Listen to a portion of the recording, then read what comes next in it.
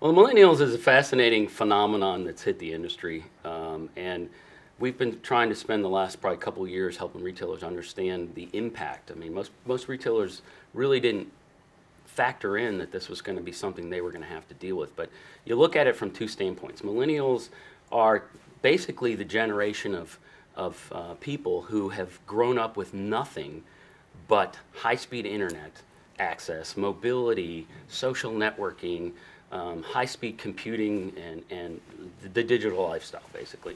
And some fascinating statistics have come out about how this generation of people are different than any generation that's ever existed. Um, Little things like they process information 5 times faster than any generation in history.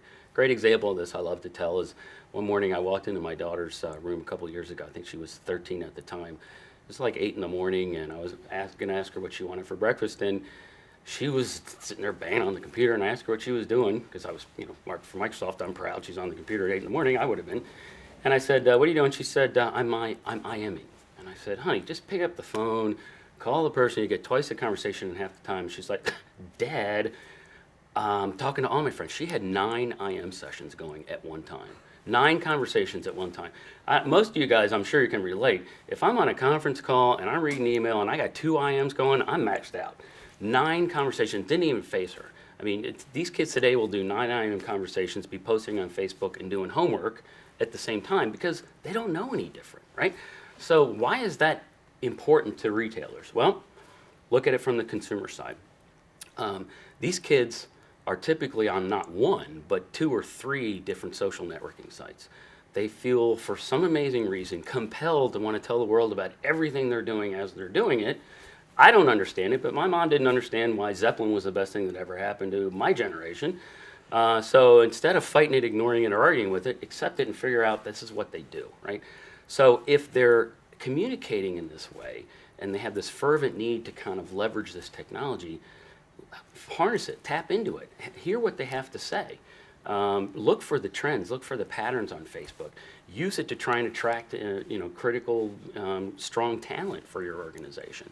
So that's the consumer side in terms of leveraging the technology that they're going to use, whether it's mobility or the web. I love some ideas that some of the CIOs have come up with, like, why don't we create a community for girls at this department store where they, amongst themselves, design a fashion or a line of fashion. They all vote on it, and then we make it. Well, we got an instant audience or an instant target market because they designed it, they built it, they feel connected to it. We're going to sell out of it. Great ideas. That's how to leverage this millennials' fervent need to tap into this technology, which they're going to use because they don't know anything else, any other thing. Then look at it from the customer associate or the associate side, the retail associate side.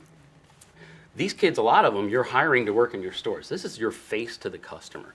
Well, think about what they're going through before they get into your store. They've been texting on their phone because they don't talk anymore. They just text in their own language. And email is a legacy technology, so they're texting on their phones. They've been online. They're communicating. They're getting all this information. And then they walk into your environment in the store, and you don't have any of that. And so it's like hitting a brick wall doing 60. You're like, wait a minute, whoa, I got stuff to say, I got people to communicate with, I need this information, I want to blah, blah, blah. You're telling me I got to use a phone and a notepad? I don't think so. They're frustrated. 2 problems with that. One, are they going to gravitate towards the retailers that are providing this technology in a more compelling way? Yes. And 2, are you tapping into their knowledge and their experience and their insight? Because they actually are pretty smart and they got great ideas. And the companies that have kind of put portals into the store and figured out ways to leverage best practices and get their feedback are finding amazing things that are kind of changing that environment. If these are the people that are talking to your customers every day, who do you think knows more about your customers? Them or the people in the glass house, as we call it at corporate? Them. So collect this information from them. Allow them to talk to each other. They're going to find ways to do it anyway, whether it's Facebook or MySpace. So tap into that. It is truly a force to be reckoned with. We don't understand them. Our parents didn't understand us.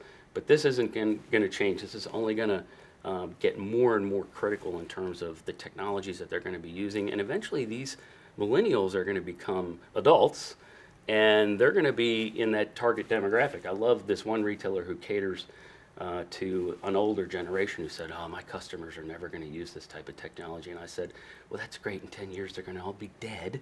And so you better start factoring this in because you got a growing customer pool." So it's fascinating.